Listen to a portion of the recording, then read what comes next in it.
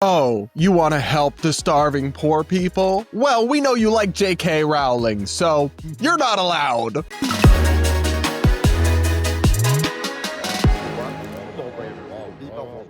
We're going to react to this and all your other woke horror stories, personal life scenarios where you want my advice, and questions that you guys have for me in this Voicemail Friday episode of the Brad vs. Everyone podcast, our daily show where we take on the craziest ideas from across the internet and social media, all from an independent perspective.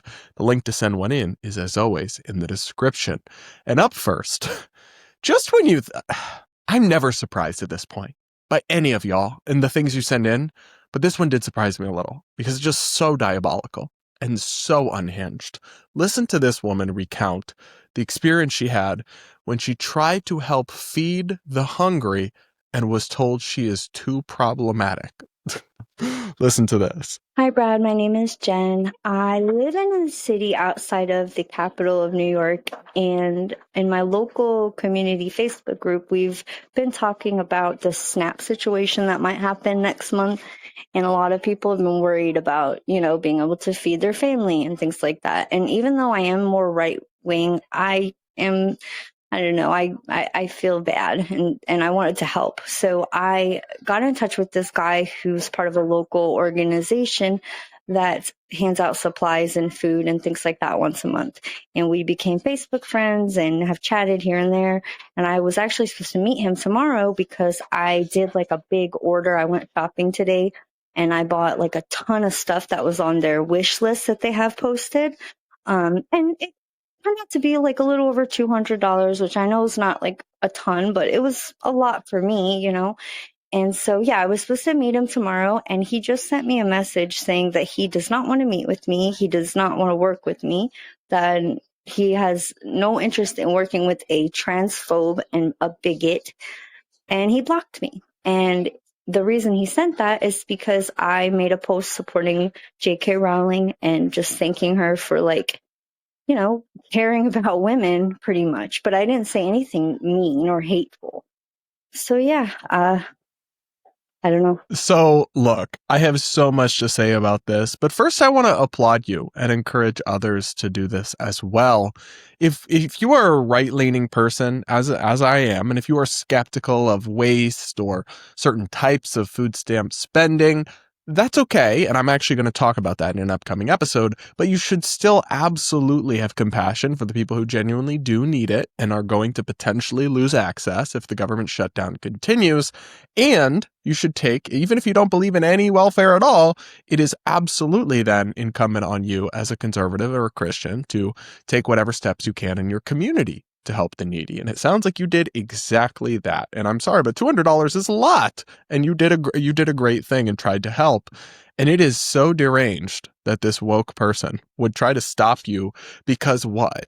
You agree with JK Rowling or like her? I mean, that's, again, a pretty mainstream view at this point. And even if it wasn't, even if you were saying crazy, hateful stuff on Facebook, does that make your food inedible somehow? It's like, how are you going to be someone in a position of power or authority over a food bank or a pantry or whatever this was and place your bizarre ideological commitments and purity testing donors over feeding hungry people? You should not be in that position because clearly you don't actually care about doing the work of your organization if you're going to put your petty political ideologies and tone policing ahead of it.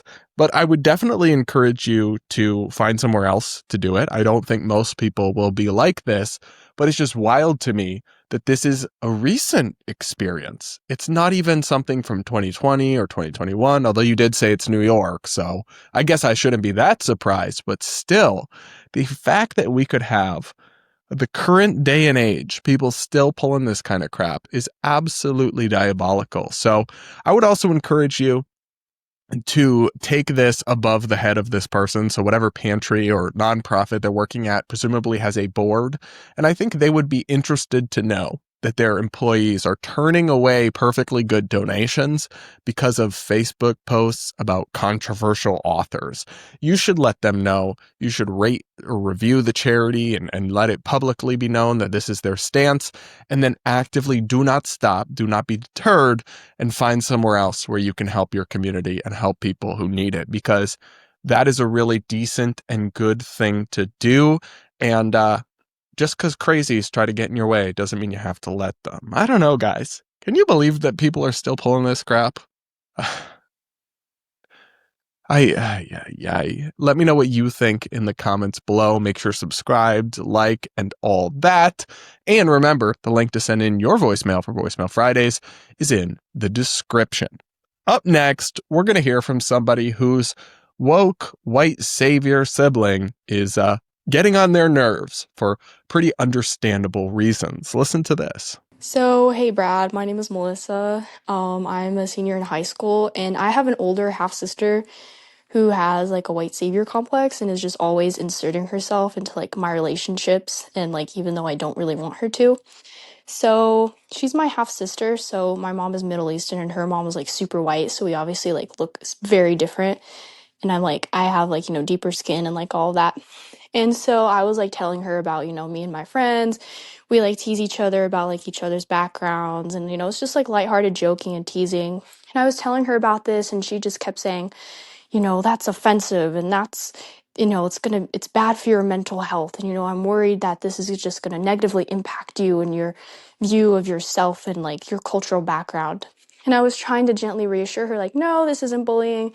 This is just like very playful teasing. And she just kept insisting, like, this is gonna be bad for your mental health down the line. And I just worry. And, like your friends should maybe stop saying offensive stuff like that. Which I just think is like kind of ridiculous because her and her husband make like racist jokes around me all the time. So I don't know like how I should like enforce boundaries with her, and like how I should like get her to stop inserting her like white savior views onto like my life and my relationships, because it's like starting to become pretty damaging. You sound fun, honestly. You sound like the kind of girl I would have been friends with in high school, and I'm sure that some of the woke siblings of my friends in high school would have tried to get them to cancel me because of the things that I would say. But listen, I have so many thoughts about this. One is that I feel bad for your sister because it's just, obviously, we should always never have hate in our hearts towards anyone, discriminate against anyone, none of that. But it's okay to joke about shit. And not everything is that deep, and it's okay to have fun. And actually, what's really probably bad for your mental health is not joking around with your friends about edgy stuff sometimes, but living in this hyper alert, like woke scold of, you can't say that, that's offensive, very problematic, microaggression. That is probably toxic for your mental health. In fact, I think there's research and books about this, that kind of worldview corresponds closely with negative mental health outcomes, actually. So you and your friends are not doing anything wrong, and I would definitely encourage you to not heed your sister's advice. And the twist of them also, like the fact that they say racist jokes makes the whole thing bizarre. It's like, so they can do it, but you and your friends can't? That doesn't make any sense. That's not remotely consistent. But yeah, I think what you need to do with your sister is have a very clear conversation with her and say, listen, I understand your perspective. I don't feel the same way. My relationships with my friends are my business, and I'm respectfully asking you to accept my decision and stay out of it. And she needs to accept that. If she doesn't, then at that point, it's not even about that. It's just about her not respecting the bounds of your relationship and not participating in like an adult sibling, because you're almost an adult at this point, relationship. I mean, at some point, you could get your parents involved if it's a real consistent issue and she won't stop.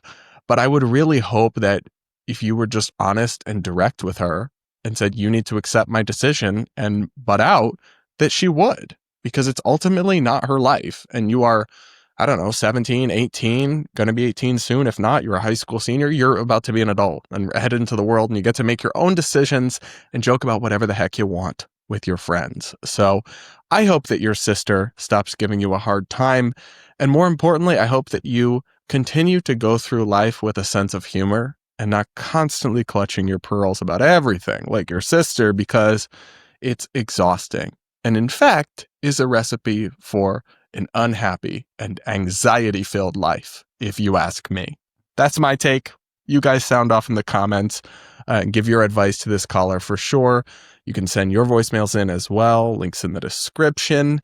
Now, we're going to talk about another horrifying story involving the late Charlie Kirk and people honoring his life and legacy and getting mistreated by their neighbors and by the people in their community, because this is just how things are now, I guess. Listen to this. Hey Brad, my name is Alex. This actually has to do with, this was right after the assassination of Charlie Kirk. I got one of the Freedom shirts, and I was out running some errands, and I stopped into a local convenience store to get a drink, and this woman walked in behind me, saw my shirt, spit in my face, and called me like a fascist and a homophobe and all of this stuff. I just looked at her like she was insane, walked forward, made my purchase, and left. But now I've had family and friends who have told me that I should have pressed charges on her for assault and whatever, but I felt like I was just being the bigger person and I wasn't going to stoop to that level. And I was just wondering what you thought I should have done, because now I'm starting to question myself. Well, first and foremost, I'm so sorry that happened to you. I don't care whether you love Charlie Kirk, you hate Charlie Kirk. Nobody gets to insult someone and spit on them because of a viewpoint expressed on their t-shirt, even if it was some hot controversial take, which simply it's not. I mean, like, probably half the country would agree with you, generally speaking, about, freedom and Charlie Kirk's messages or all that. But even if it was some fringe idea, it's still not okay to treat people like this because of different ideas or expressions and their manifestations through like clothing or anything else. And I would say the same thing if, this person wanted to wear a Planned Parenthood shirt or save trans kids healthcare or anything like that, that you or I might disagree with or might find offensive or controversial. We would have absolutely no right to go and spit on them or assault them in any way just because of that. That is absolutely illegal, disgraceful, and un-American behavior, if you ask me. However, there's this question of should you have pressed charges or what have you? And to that, I would say probably yes, you should have. But it also might not be too late. It sounds like you're describing an incident that happened a couple months ago, and if this store still has footage, you said it was a convenience store, presumably, then you could still report the crime. And this is assuming that I'm interpreting your message correctly, and this person actually spit on your face. That, I believe, would be a criminal conduct, would be a crime. Simply yelling at you or calling you names wouldn't be, although it would be unpleasant, and I think not an appropriate way to behave yourself. It's not criminal. But if this person spit on your face, and it might be on the footage still that they may save at this store, then yeah, you could still file a police report and request that they investigate this. And maybe you should, because people shouldn't be able to get away with treating their fellow citizens like that. However, the fact that your family or friends, they shouldn't shame you for it, okay? If they're just saying, hey, you could have done this, you should have done this, that's one thing. But at the end of the day, it's like, that's a very unexpected situation to find yourself in. And I'm not going to judge you or shame you for not handling it perfectly or exactly how I would have, especially because it may not even be too late. And regardless, like, you're still the actual victim here. So we shouldn't really be getting mad or upset with the victim for not victiming appropriately or exactly how we think they should have handled it, when the bigger issue is people who are engaging this kind of behavior in the first place. At least that's my take. My heart goes out to you. I'm really sorry anyone had to treat you this way, but I would encourage you to still maybe file that police report if it's not too late, and then the police can see if and then get that footage from the convenience store, and maybe this witch you encountered can be held accountable for her distasteful and seemingly illegal actions. What do you guys think? Chime in the comments, like, and all that.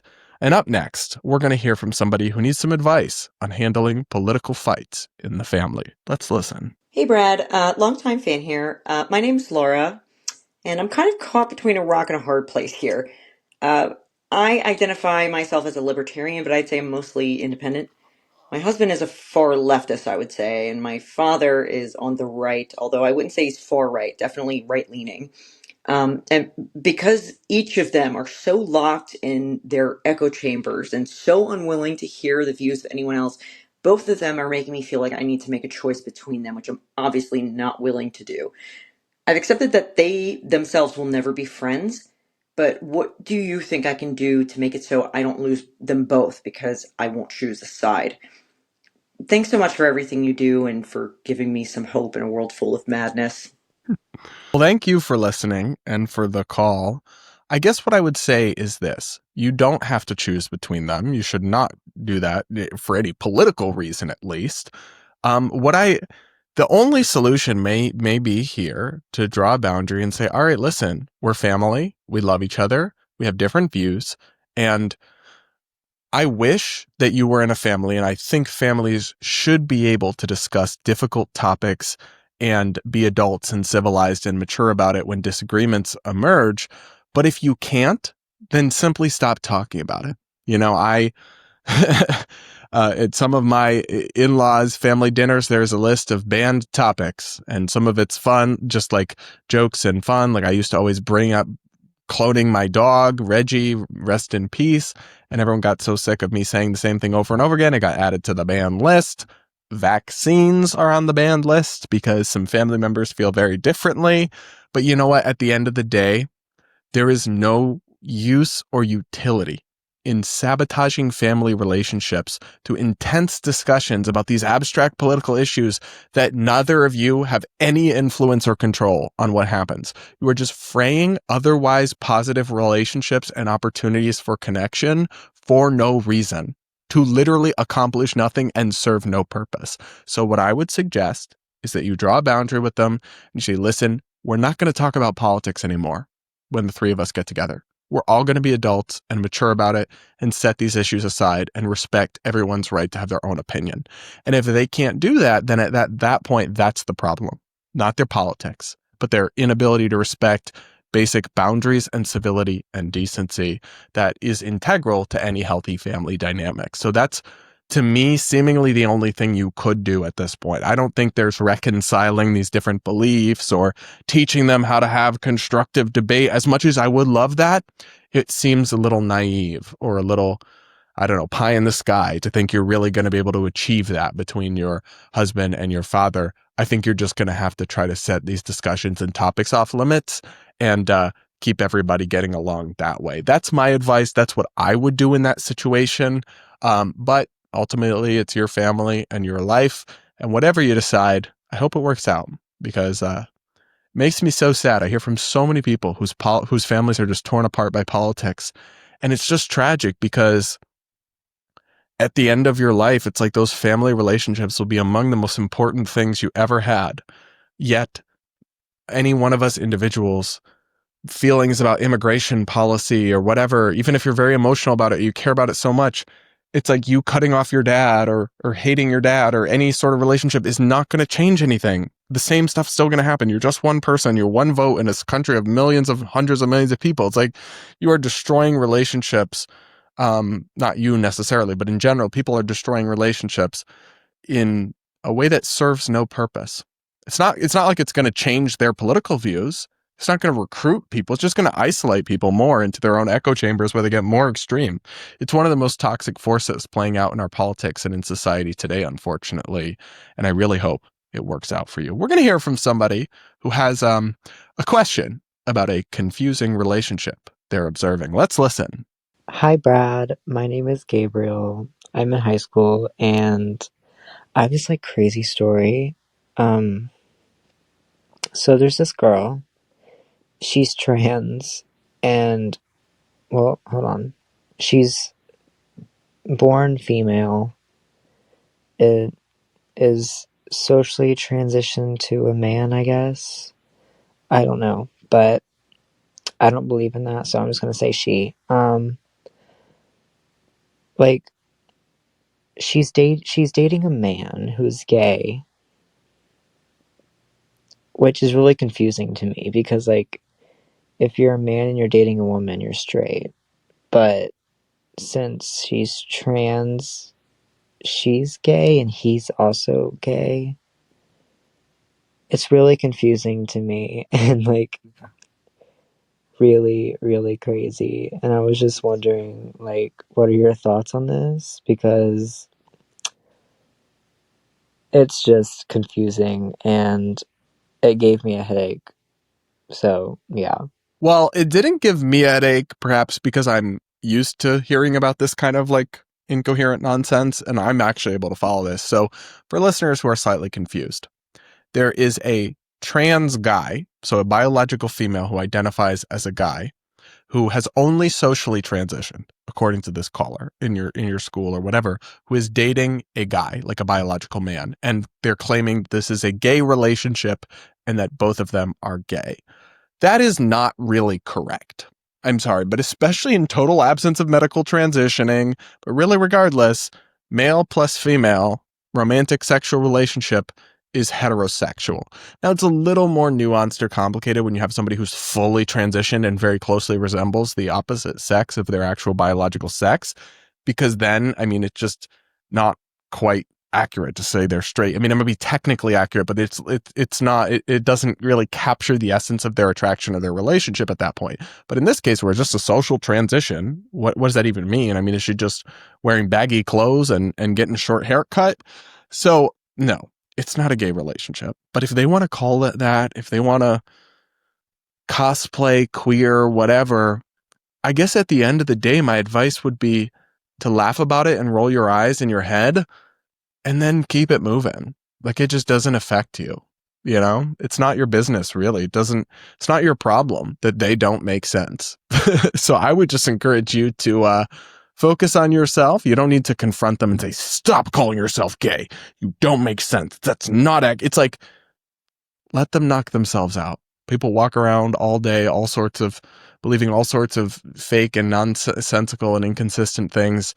And, unless they demand, like, try to make you affirm it or whatever, then you don't have to. But I'm saying, for the most part, I would just recommend keeping it moving and minding your own business and maybe joking about it with your friends once in a while. But who knows? These are just kids. You're all just kids. They might grow out of it when their prefrontal cortex hits and that mushy brain syndrome slowly abates, hopefully. Though for some of y'all, it doesn't seem to be abating. The abatement is not in the room with us, at least. So that's my take on that situation. Thank you for the tea, and thanks to all of you for tuning in to this episode of the Brad versus Everyone podcast. Thanks so much for listening. Do make sure to subscribe, like, all that. Remember, you can send in your voicemails at the link in the description. And if you're listening on audio podcasts, please do take a second to rate or review the show on Apple, Spotify, iHeartRadio, etc. Even if you're watching us on YouTube, maybe just go on whatever app and leave a good review anyway. Some people have spammed me with 1-star negative reviews that don't even make sense. So got to get those numbers up. Take a second to help me out. Thanks so much. And guys, with that, we'll talk again real soon.